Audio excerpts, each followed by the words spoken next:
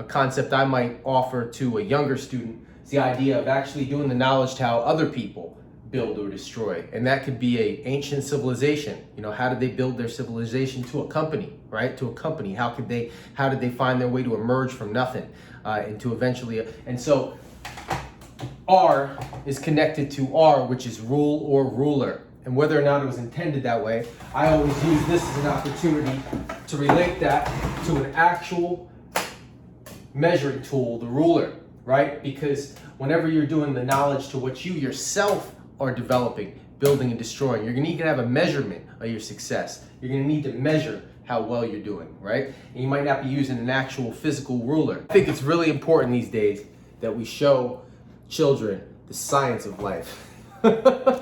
Because they might have you thinking that there's 90 possible genders. Book to just go that's very broad is the 180 Days of Math or Math 180 series. So you can get this for kindergarten, first, second, third, so on and so on. Spelling skills, right? Harcourt Family Learning, you know, very oft used and recommended when it comes to homeschooling, right? Spelling skills grades 1 and 2, very affordable. 180 days of reading for kindergarten. It's very similar to Math 180. There's a page for every day. What really happens in my classroom is we end up doing a couple of pages and then skipping a couple of days. Writing prompts journals, right? These are very affordable. So if you got a couple of kids you're teaching at once, you know, you can easily get a stack of 3 or 4 of them. And if I'm teaching 2 at one time at home. So you got writing prompts journals, can be found at Lakeshore Learning. Logic Safari. This is a continuation of something that's very similar that I teach and taught all throughout last year, which was Lollipop Logic. Right? Also can be found affordably on Amazon. There's 3 volumes of it available, right? Logic Safari, you know, this provides the students with the kind of tools to do the kind of thinking. You remember when you were taking those standardized tests when you were little, unless somebody really prepared you for it, you're like, what? They're asking me these crazy questions and they're not questions you really heard before. This is gonna, you know, sensitize and get some exposure going for the kids so they know what they're looking at when they're presented with some of the styles of questions they get on standardized tests. So I always make sure I have books. I look at them carefully before I purchase them online. I do cross checks with special interest groups' names to make sure that I'm not getting something that's crazy, because you can get something crazy. It's so amazing. It's not the stork. These are like real deal science books. Human Body shows you a difference between men and women, you know? Geography, Maps and Activities by Rand McNally. It's you know, it says it's a 1st, 2nd grade book by the ages right over there, but you know, a kindergartner could work with this. So you get a basic $10 or less lesson plan book from Lakeshore Learning Center or Amazon. Nothing too cute. You're gonna, to do it my way, I make sure that what I'm doing is I've got subject. And in our library here, we've got books that are leveled out for the kids, and of course, chapter books that my 2nd grade daughter can kind of read. But you know, she needs a little bit more help with them than she would say something like this.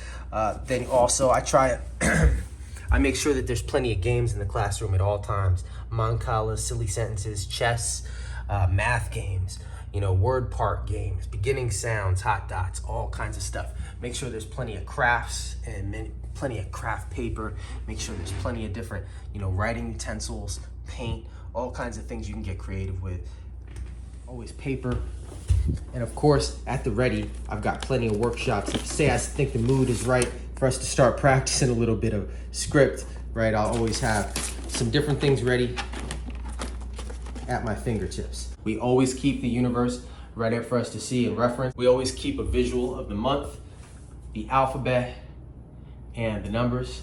So that way there's always a visual representation in the classroom for them to reference anytime they need it. Over here, we're gonna populate this with more card games and more reference cards. As I move this out of the way, anytime I need to dip even deeper into my pocket for something to do, I make sure that I have different stem sets and everything that, you know, is dealing with geology to, you know, to crystals, to magnet sets, of course, Human Body, you know, wood shop, anything I can keep my hands on, extra workbooks. A map in the classroom. You keep a globe handy. You keep projects ready.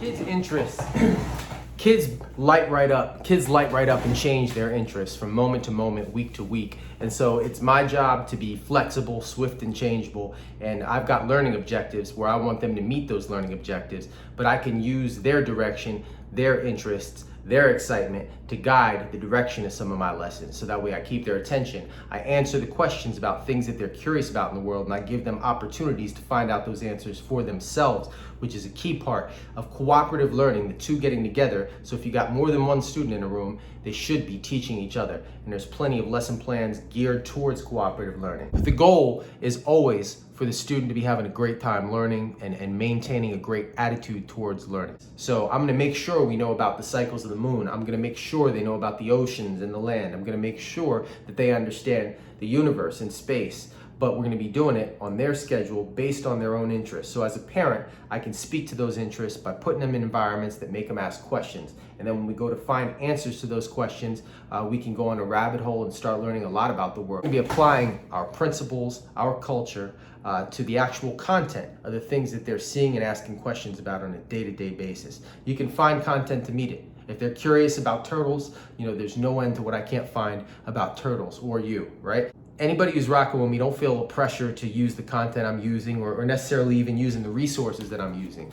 But I'll be posting about it regularly throughout the year. So anybody who is interested in adding something supplemental to their program or something that they think they could gain, the resource is here for you. And I hope you guys have a great school year. Peace.